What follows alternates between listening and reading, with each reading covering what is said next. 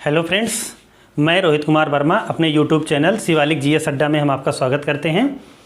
हम लोग आज वीडियो नंबर 10 पढ़ेंगे बेटा, और इसमें आज हम चर्चा करेंगे संविधान की प्रस्तावना या उद्देशिका। ठीक है ना, प्रस्तावना को ही उद्देशिका कहते हैं तथा इसकी विशेषताएं। आप हेडिंग डालेंगे या आज के चैप्टर का नाम होगा संविधान की प्रस्तावना या उद्देशिका एवं इसकी विशेषताएं। ठीक है, हाँ, थोड़ा सा पहले मैं आपको बताना चाहता हूँ मोटा मोटा ये प्रस्तावना होती क्या चीज़ है। बेटा, किसी भी चीज़ में कहीं भी कुछ भी आप बनाएंगे या लिखने वाले होंगे तो उसकी एक भूमिका लिखी जाती है। उसी भूमिका से ये पता लगाया जाता है कि अंदर वह लेखक कहना क्या चाहता है।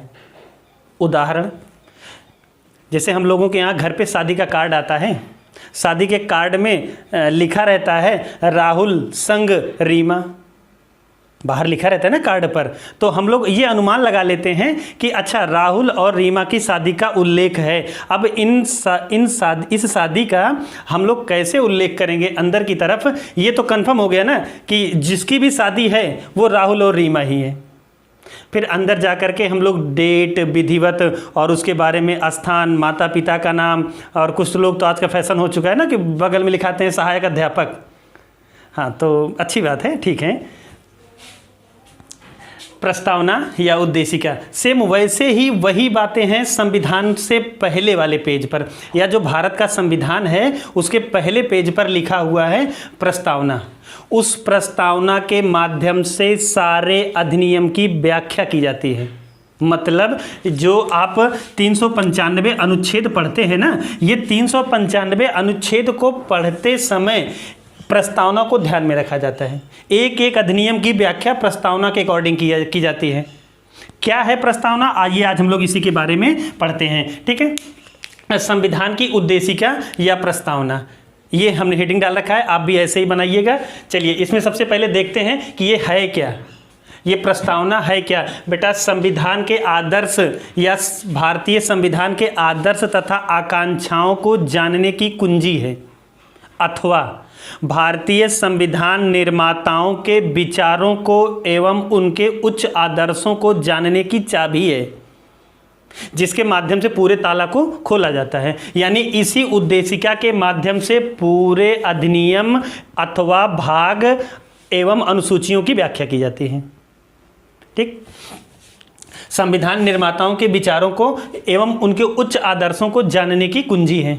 ठीक, फिर ये बात आती है कि ये कब बनाया गया, कब लिया गया, कैसे क्या हुआ। तो जब संविधान बन रहा था, पहली बैठक कब हुई है?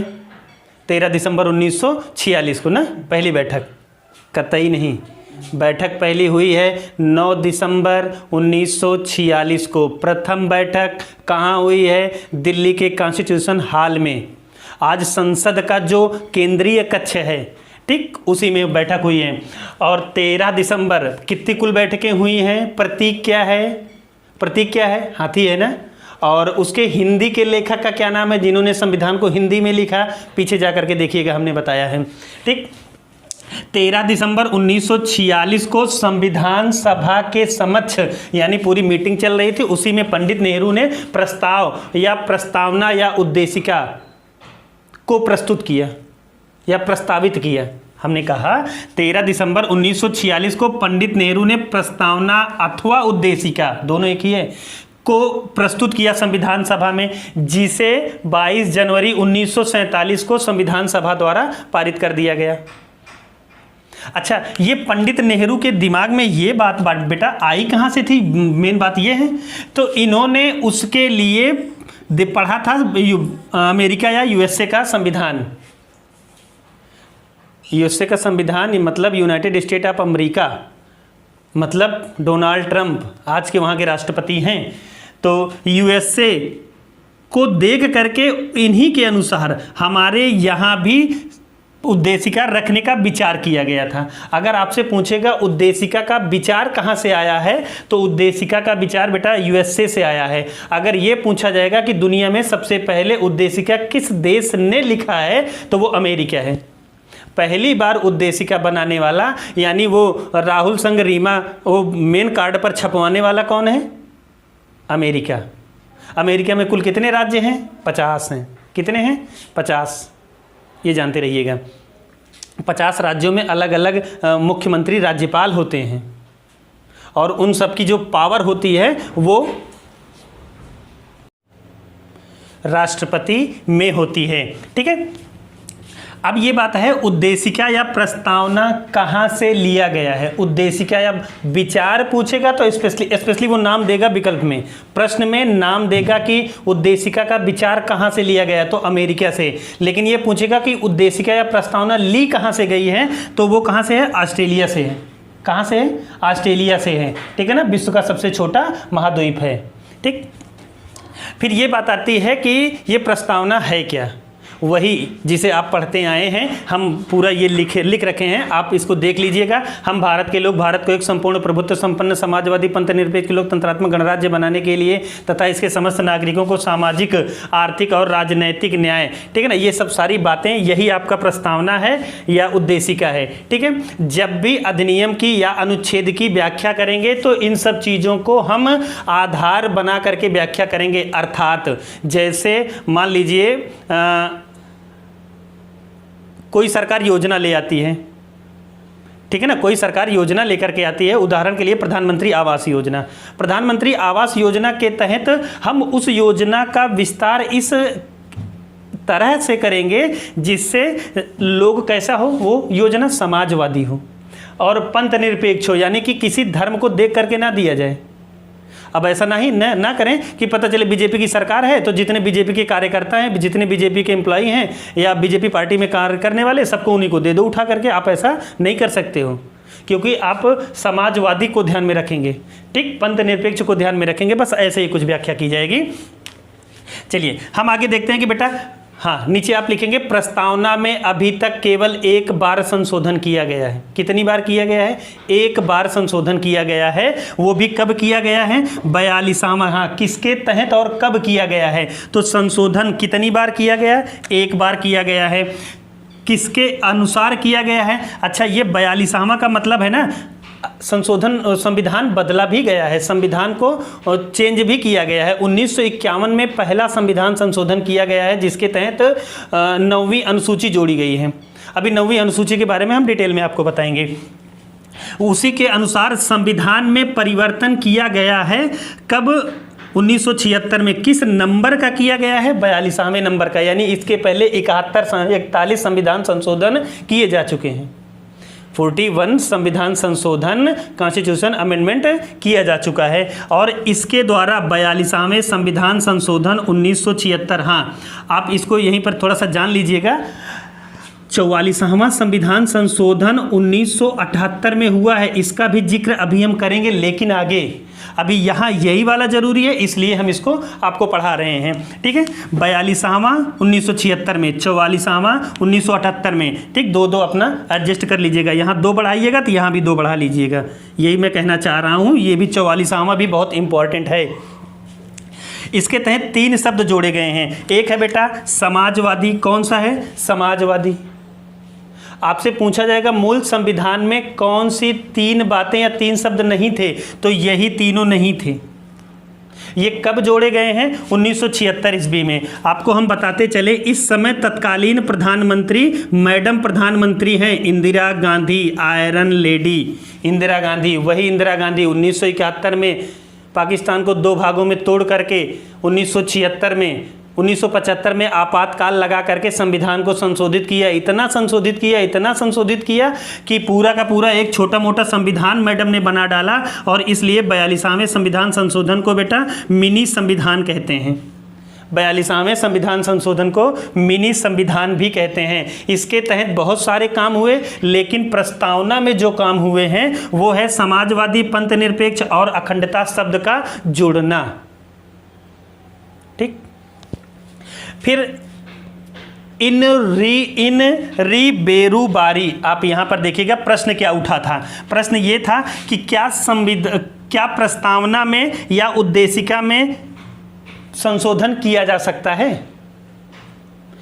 या प्रश्न ऐसे भी बना, क्या उद्देशिका या प्रस्तावना संविधान का अंग है। तो याद रखिएगा 1960 इन रू बेरू बारी के केस में प्रश्न क्या था, उद्देशिका संविधान का अंग है? तो इनरू बेरू बारी 1960 के केस में ये कहा गया संविधान का अंग नहीं है। प्रस्तावना या उद्देशिका संविधान का अंग नहीं है, इसलिए संसद इसमें कोई परिवर्तन नहीं कर सकती है और यह संविधान निर्माण करने वाले लोगों के विचारों को जानने की कुंजी है। इसने इसी केस में सुप्रीम कोर्ट ने कहा है, ये सारी व्याख्या जो कर रहे हैं ना वो सुप्रीम कोर्ट कर रहा है। सुप्रीम कोर्ट में ये प्रश्न गया कि क्या उद्देशिका संविधान का अंग है, तो सुप्रीम कोर्ट ने इनके केस में इस समय ये कहा नहीं, संविधान का अंग नहीं है, इसलिए इसमें संशोधन नहीं किया जा सकता है। यानी विधायिका, विधायिका का मतलब है संसद, वही जहां मोदी बैठते हैं, ठीक है, वो संशोधन नहीं कर सकती है। यह संविधान निर्माताओं अर्थात पंडित नेहरू, सरदार वल्लभ भाई पटेल, राजेंद्र प्रसाद के विचारों को जानने की कुंजी है, ठीक है। और 13 साल के बाद 1973 में फिर ये केस गया सुप्रीम कोर्ट में और सुप्रीम कोर्ट ने अपने आज तक के सबसे बड़े पैनल 13 न्यायाधीशों की पैनल में इनरू बेरू बारी के केस को पलट दिया, यानी इसमें जो बातें कही गई थी उसको उलट दिया गया, ठीक। यानी मतलब कि सुप्रीम कोर्ट ने अपने पिछले निर्णय को पलटते हुए कहा नहीं, प्रस्तावना संविधान का अभिन्न अंग है, संविधान का अभिन्न अंग है। जैसे आपको हम बता दें, अनुच्छेद कितने हैं मूल संविधान में? 395। और भाग कितने हैं? भाग 22 हैं। अनुसूची कितनी है? अनुसूची मूल में 8 है। इन सब में संशोधन संसद कर सकती है तथा प्रस्तावना में भी संशोधन कर सकती है संसद। यानी केशवानंद भारती बनाम केरल राज्य आज तक का सबसे बड़ा पैनल है। 1973 में ये कहा सुप्रीम कोर्ट ने इस निर्णय को भंग करते हुए, कहा कि यह संविधान का अभिन्न अंग है, इसलिए संसद इसमें संशोधन कर सकती है। लेकिन ये प्रस्तावना के आधार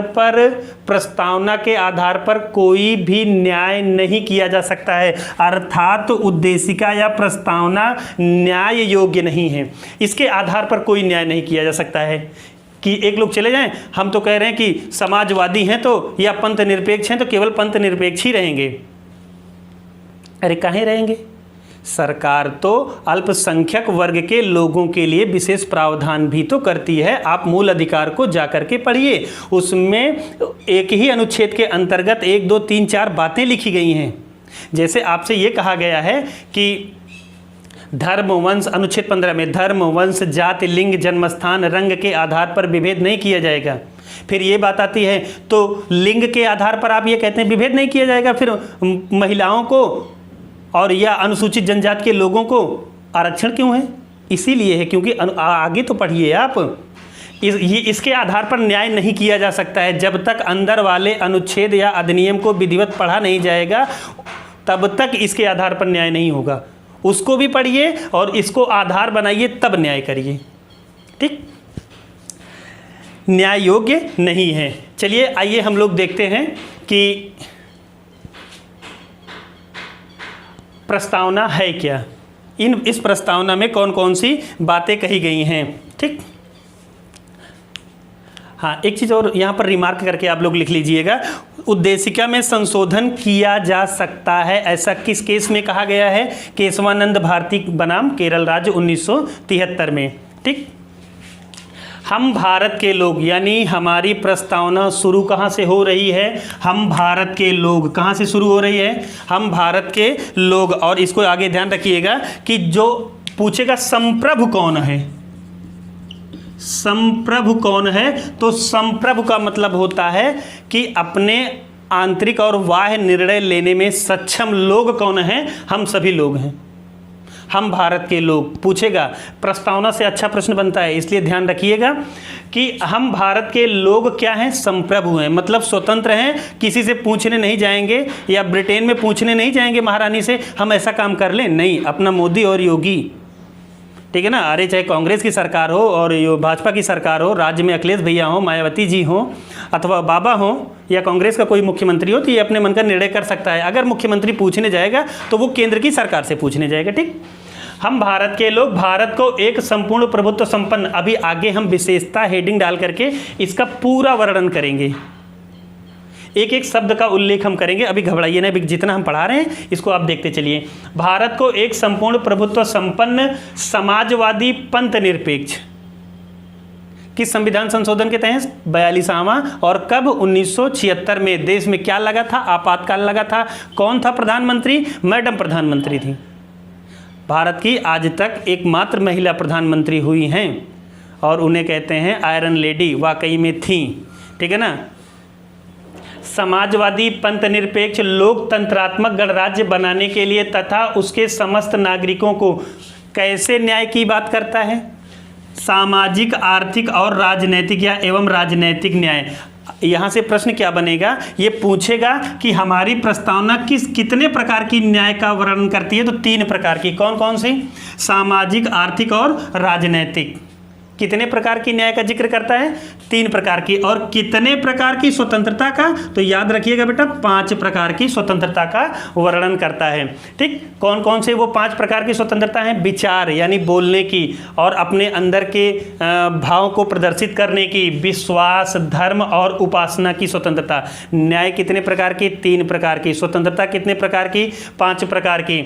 और प्रतिष्ठा और अवसर की समता, और समता कितने प्रकार की है, 2 प्रकार की। प्रतिष्ठा और अवसर की समता कितने प्रकार की है, 2 प्रकार की। प्राप्त कराने के लिए तथा उन सब में व्यक्ति की गरिमा और राष्ट्र की एकता और अखंडता सुनिश्चित करने वाली बंधुता बढ़ाने के लिए। अब यहीं पर रुकिए, आप लोग नोट या रिमार्क करके लिखेंगे प्रथम पैरा में, यानी कि ये पहले वाले पैराग्राफ में कौन से 2 शब्द जोड़े गए हैं, समाजवादी और पंथ निरपेक्ष। 42वें संविधान संशोधन 1976 के तहत प्रथम पैरा में कितने शब्द जोड़े गए हैं बेटा, समाजवादी और पंथ निरपेक्ष। और 5वें पैरा में क्या जोड़ा गया है, और अखंडता जोड़ा गया है। क्या जोड़ा गया है, और अखंडता, ठीक। दृढ़ बंधुता बढ़ाने के लिए दृढ़ संकल्प होकर, चलिए कंटिन्यू देखते हैं। दृढ़ संकल्प होकर अपनी इस संविधान सभा में आज, संविधान सभा में आज, सभा छूट गया है, में आज दिनांक 26 नवंबर 1949, इस दिन क्या हुआ था, इंगेजमेंट हुई थी ना, हमने बताया था। शादी तो नहीं हुई थी, शादी हुई कब है, 26 जनवरी 1950, लेकिन इंगेजमेंट वाली अगर दिन बात हम करें तो 26 नवंबर 1949। ये इंगेजमेंट दिन होने के कारण हमारा संविधान इसी दिन बन करके तैयार हुआ था, इसलिए इसे क्या मनाते हैं बेटा, विधि दिवस के रूप में मनाया जाता है। विधि दिवस 26 नवंबर 1949 को विधि दिवस मनाया जाता है, कानून दिवस मनाया जाता है। आगे मिति मार्ग शीर्ष शुक्ल सप्तमी संवत 2006 विक्रमी को एतद द्वारा इस संविधान को अंगीकृत, अधिनियमित और आत्मार्पित करते हैं। इतना हो गया। अब आप नीचे लिखेंगे कि स्वतंत्रता, समता, बंधुता, स्वतंत्रता, समता और बंधुता, ये तीनों बातें कहाँ से ली गई हैं बेटा, फ्रांस से या फ्रांस की क्रांति से। कहाँ से ली गई है, फ्रांस की क्रांति कब हुई है, 1789 ईस्वी में। 1789 ईस्वी में फ्रांस में क्रांति हुई थी। अरे जा करके पढ़िएगा, वहाँ चुड़ैलों का धावा हुआ था, ठीक है ना। चुड़ैलों का धावा बहुत चर्चित है। और दूसरी बातें आप वहाँ पर देखेंगे, वर्साय, पेरिस के पास में वर्साय नामक एक राजा की कोठी थी, शहर था, वहीं राजा रहते थे फ्रांस के, लुई 16वां। चलिए इंटरेस्टिंग बातें हम आपको बताते हैं।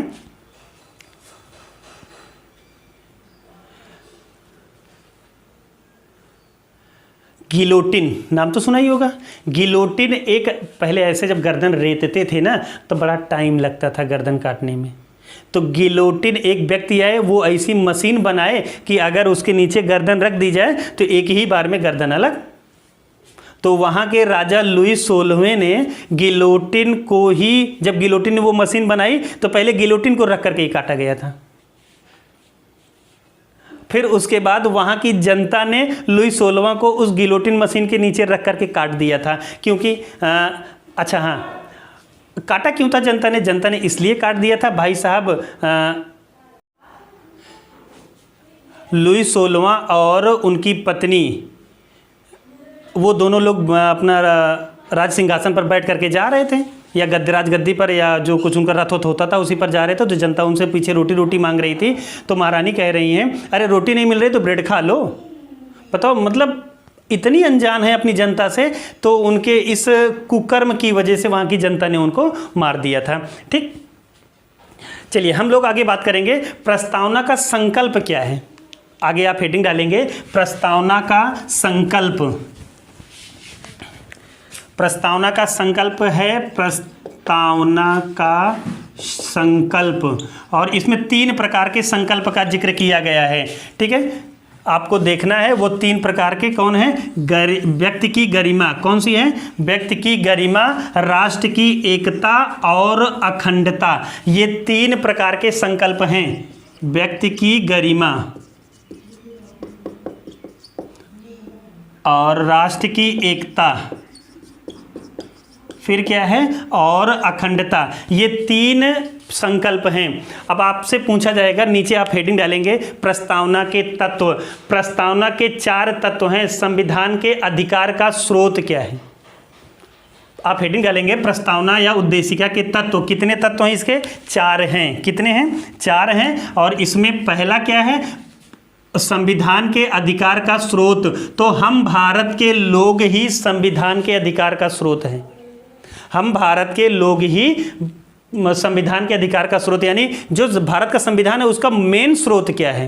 भारत का संविधान है, उसके अधिकारों का स्रोत कौन है? तो हम भारत के लोग, यानी हम और आप और आम जनता, हमारे घर वाले, हमारे गांव वाले, हमारे जिले वाले, हमारे राज्य वाले, हमारे देश वाले। चलिए दूसरे नंबर पर है भारत की प्रकृति कैसी है।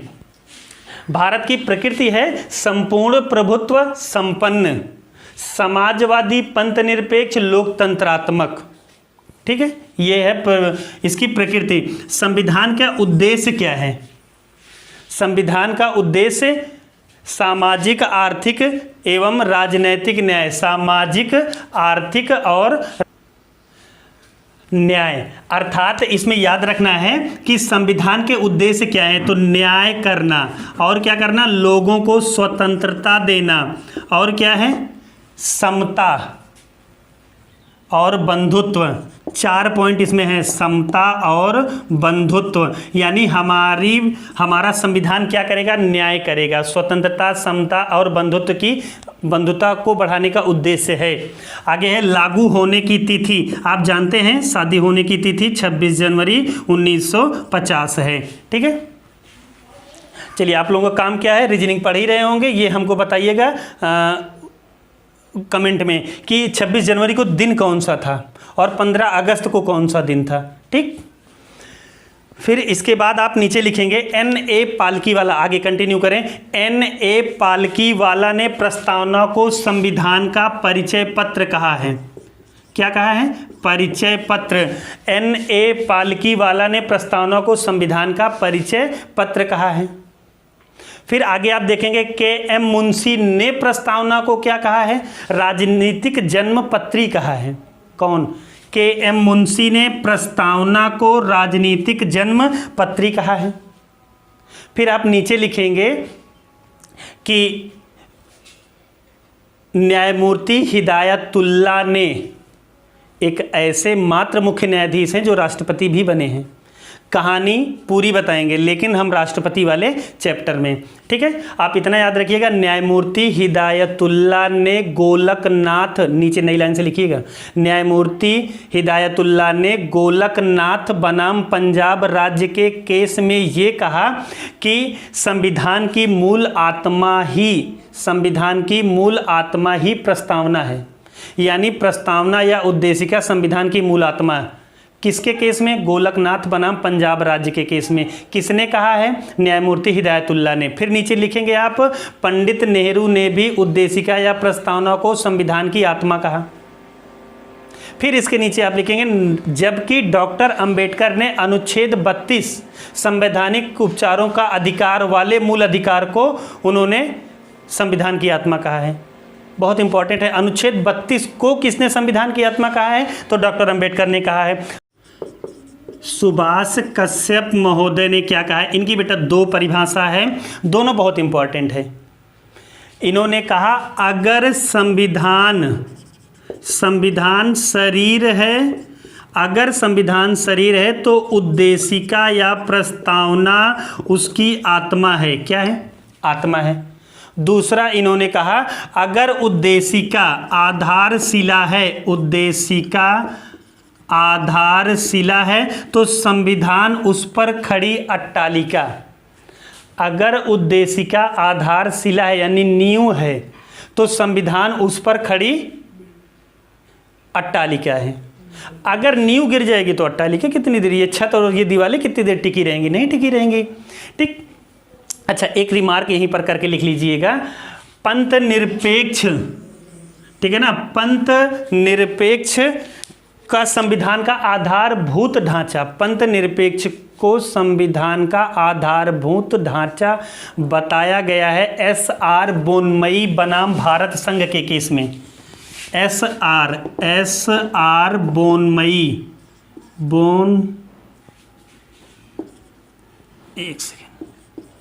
बोनमई बनाम भारत संघ के केस में पंथ निरपेक्ष को भारतीय संविधान का आधारभूत ढांचा बताया गया है। चलिए, आप इसके बाद अब कल पढ़ेंगे संविधान के प्रस्तावना की विशेषताएं। ये सारी बातें इनसे रिलेटेड हो गई हैं।